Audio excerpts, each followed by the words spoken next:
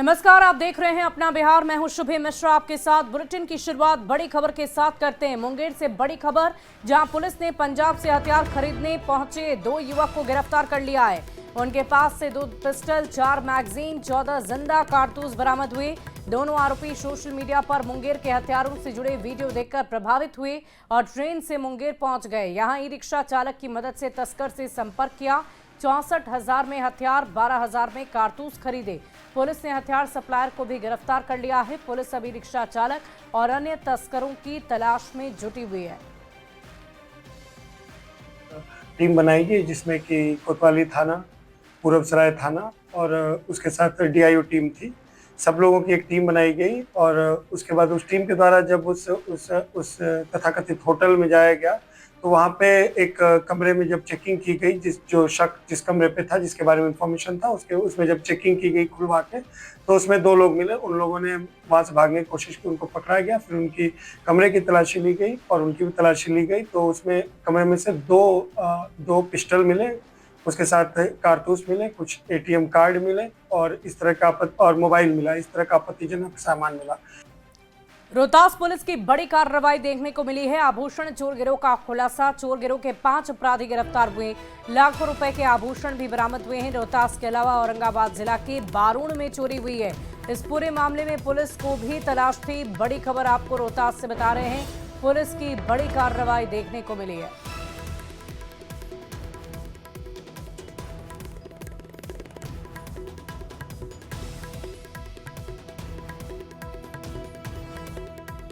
रोहतास जिले में चोरी गृहभेदन का 5 थाना क्षेत्रों में लगभग 15 कांडों का उद्भेदन हुआ है और सब में बरामदगी और पूरे कांड में संलिप्त 4 अपराधकर्मी की गिरफ्तारी भी हुई है। और इस सारी घटनाओं में जितने जेवरात चोरी किए गए थे उनकी भी बरामदगी की गई।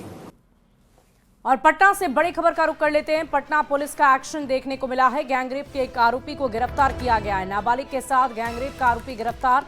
22 जुलाई को दानापुर में गैंगरेप आरोपी के पास से 2 कंगन बरामद हुए थे। बड़ी खबर आपको बता रहे हैं। पटना से बड़ी खबर, पटना पुलिस का बड़ा एक्शन देखने को मिला है।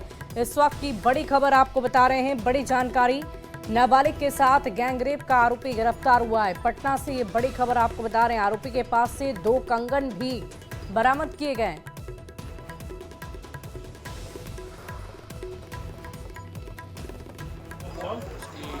कल दानापुर पुलिस द्वारा गिरफ्तारी की गई है।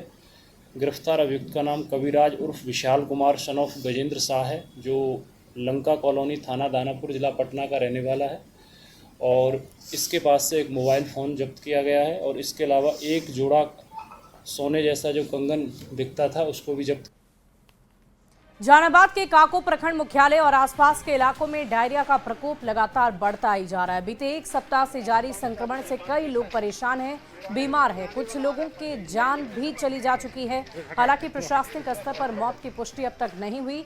डायरिया के प्रसार की जानकारी मिलते ही जिलाधिकारी ने रविवार को काको प्रखंड के प्रभावित इलाकों का दौरा किया है। निरीक्षण के दौरान उन्होंने मोहल्लों में फैली गंदगी, जल जमाव को देखकर नाराजगी जताई है और मौके पर मौजूद नगर पंचायत, पेयजल आपूर्ति और दूसरे विभागों के अधिकारियों को फटकार लगाई। इस मामले में नगर पंचायत काको के कार्यपालक पदाधिकारी, सफाई निरीक्षक से स्पष्टीकरण मांगा गया। नल जल के पानी में लीकेज को दूर कर पानी की और स्वच्छता बनाए रखने का निर्देश दिया गया है। इसके बावजूद आज मेरे आने तक भी ये काम कंप्लीट नहीं हो पाया है। तब तो पैसा खा के बैठ गया। तब तो उसको आप नहीं पूछे, आपका जेई भी नहीं पूछा कि एग्रीमेंट पीरियड में तुमको ये काम करना है तो क्यों नहीं कर रहे हो। और इसी बीच राजधानी पटना से बड़ी खबर आ रही है। सूत्रों के हवाले से बड़ी खबर, बिहार के शिक्षकों के लिए कल का दिन काफी अहम होगा। सीएम नीतीश कुमार बड़ी घोषणा कर सकते हैं। सेवा निरंतरता, वेतन वृद्धि, उम्र सीमा समेत कई मांगों पर नजर टिकी हुई है। सरकार कल महत्वपूर्ण घोषणाएं भी कर सकती है। और इससे पहले फिजिकल टीचर, रसोईया, नाइट गार्ड को लेकर सीएम ने घोषणा की थी। अब फिजिकल टीचर, रसोईया, नाइट गार्ड के मानदेय पर कैबिनेट में मुहर लगनी है। मंगलवार 5 अगस्त को कैबिनेट में मुहर लगने की पूरी संभावना जताई जा रही है। और इसी बीच पटना से ये बड़ी खबर आप तक पहुंचा रहे हैं। फिजिकल टीचर, रसोईया के मानदेय में बढ़ोतरी की खबर पहले भी आ चुकी है। और इसी बीच अब खबर यह है कि शिक्षकों को भी कोई बड़ी सौगात बिहार के मुख्यमंत्री नीतीश कुमार की तरफ से दी जा सकती है। सीएम नीतीश कुमार कुछ बड़ी घोषणाएं कर सकते हैं। और देखिए, भारी बारिश के बाद वैशाली के राघोपुर में बाढ़ जैसी स्थिति बन गई है। बारिश की वजह से गंगा नदी उफान पर है। राघोपुर के निचले इलाकों में तेजी से पानी फैलता जा रहा है। शिवनगर मार्केट से विश्राम टोला जाने वाली सड़क पर पानी भर जाने से लोगों को काफी दिक्कतों का सामना करना पड़ता है। कच्ची दरगाह बिदुपुर 6 लाइन पुल के पास पाया नंबर 29 के पास पानी के तेज बहाव की वजह से सड़क कट गई है। जाफराबाद एवं जहांगीरपुर गांव जाने वाले लोगों की परेशानियां बढ़ गई है। दोनों पंचायत के लोगों का मुख्य सड़क से संपर्क भी भंग हो गया है। वीरपुर, चक सिंगार, जुड़बानपुर, जफराबाद, जहांगीरपुर स्थित कई गाँव में बाढ़ का पानी निचले इलाकों में तेजी से फैल रहा है, जिससे लोगों को भारी परेशानी हो रही है। और इधर बेतिया शहर में 4 घंटे की लगातार बारिश से भारी जलजमाव की स्थिति बन गई है। शहर के ड्रेनेज सिस्टम की बदहाली एक बार फिर उजागर हुई है। कमलनाथ नगर में एक बाइक सवार खुले नाले में गिर गया, जिसे स्थानीय लोगों ने तुरंत बचाया। करोड़ों रुपए खर्च करने के बावजूद बारिश के बाद बेतिया पूरी तरह से पानी पानी हो गया।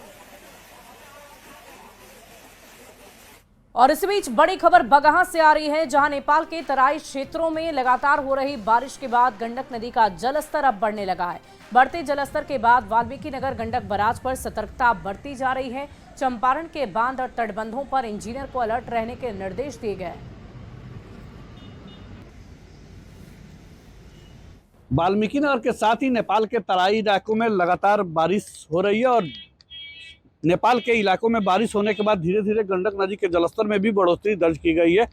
तो हम आपको वाल्मीकि नगर से जुड़े नेपाल की तराई इलाकों की तस्वीरें दिखाने की कोशिश कर रहे हैं। देखिए, नेपाल के जो पहाड़ी इलाके हैं उन इलाकों में लगातार बारिश हो रही है और नेपाल के इस पहाड़ों में जब जब पानी होगा तो निश्चित तौर पर गंडक नदी का जलस्तर बढ़ता है। लेकिन फिलहाल अभी बाढ़ का कोई खतरा तो नहीं दिख रहा है। लेकिन इस मानसून सीजन की बात करें तो मानसून सीजन का अधिकतम जलस्तर वाल्मीकि नगर गंडक बराज पर नापा गया है और बढ़ते जलस्तर के बाद जल संसाधन विभाग के साथ ही जिला प्रशासन की टीम अलर्ट मोड पर है और वाल्मीकि नगर गंडक बराज पर भी सतर्कता निश्चित तौर पर बढ़ा दी गई है। और जिस तरह से नेपाल के पहाड़ों में बारिश शुरू हो रही है तो निश्चित तौर पर गंडक नदी का जलस्तर बढ़ेगा, क्योंकि जैसे जैसे पहाड़ों से बारिश का पानी नीचे उतरेगा वैसे वैसे नेपाल की नारायणी नदी के जलस्तर में बढ़ोतरी दर्ज की जाएगी और उसके बाद यह जलस्तर वाल्मीकि नगर गंडक बराज तक पहुंचेगा निश्चित तौर पर। लेकिन फिलहाल अभी बाढ़ का कोई खतरा नहीं है। लेकिन बढ़ते जलस्तर के बाद जिला प्रशासन के साथ ही जल संसाधन विभाग की पूरी टीम अलर्ट मोड पर आ गई है और वाल्मीकि नगर गंडक बराज पर सतर्कता बढ़ा दी गई है। मुन्ना राज, न्यूज़ 18, वाल्मीकि नगर गंडक बराज। और इधर पटना के ज्ञान भवन में बिहार बिजनेस महाकुंभ का आयोजन हुआ। जेडीयू के राष्ट्रीय महासचिव मनीष वर्मा ने बिजनेस महाकुंभ का उद्घाटन किया और इस कार्यक्रम में सैकड़ों की संख्या में बिहार के युवा उद्यमी शामिल हुए। बिहार के युवा उद्यमियों को प्रोत्साहित करने के लिए देश के अलग अलग राज्यों में काम कर रहे बिहार के कई सफल उद्यमी शामिल हुए। मनीष वर्मा ने बिहार के युवा उद्यमियों को संबोधित करते हुए इस कार्यक्रम के युवा आयोजकों को धन्यवाद दिया। मनीष वर्मा ने कहा कि बिहार के युवा आज बिहार को आगे ले जाने के लिए दिन रात मेहनत कर रहे हैं। देश भर में बिहार के युवा अपना परचम लहरा रहे और आज बड़ी संख्या में बिहार के युवा अपना स्टार्टअप शुरू कर रहे हैं।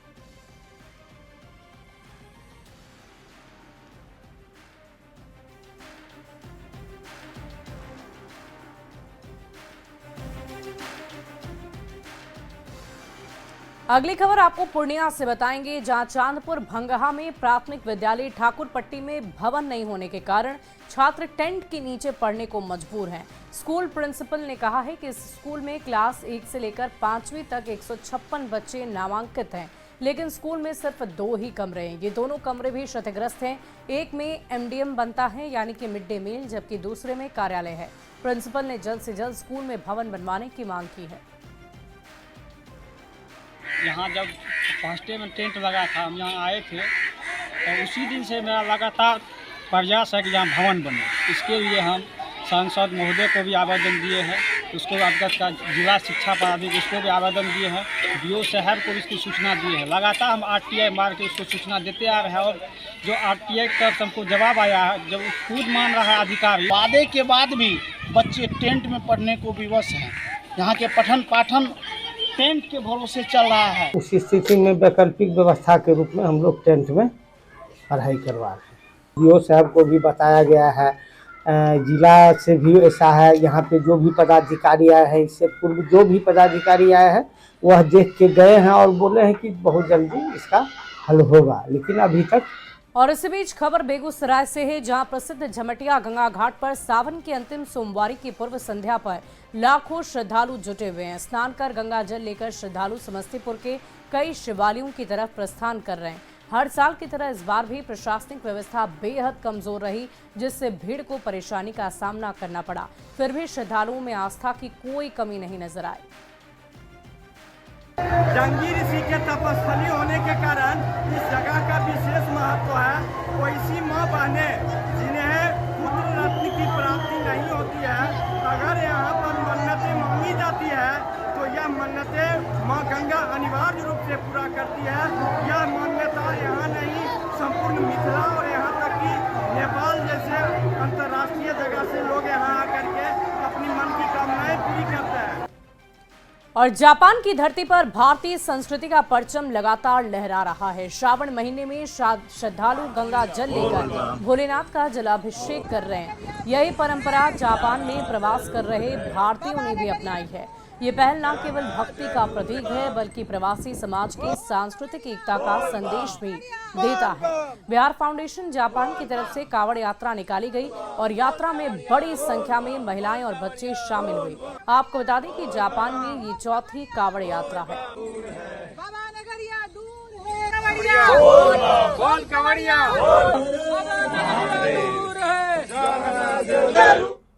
और देखिए, सावन का ये पवित्र महीना अब समाप्ति की ओर है, लेकिन महिलाओं पर इसकी खुमारी अब भी बरकरार है।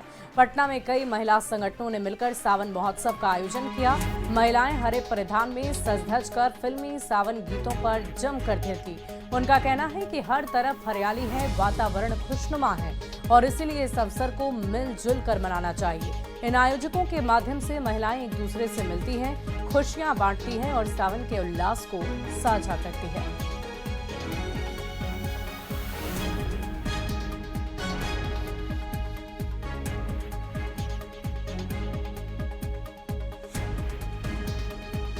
है तो हमारे समाज की महिलाएं आके एक जगह हो रही हैं। वैसे तो हम डेली कहीं ना कहीं मिल लेते हैं, दोस्त कहीं भी साथ में, लेकिन एक जगह इतने लोगों को अनामिका जी लेके आई हैं, जो कि बहुत बड़ी बात है। और सब लोग एंजॉय कर रहे हैं, सब अपने अपने काम से थोड़ा सा टाइम निकाल के यहाँ के एंजॉय कर रहे हैं।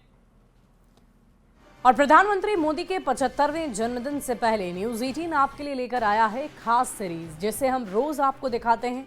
और आज देखिए पीएम मोदी पर सीरीज का अगला एपिसोड, ऑपरेशन विजय की कहानी।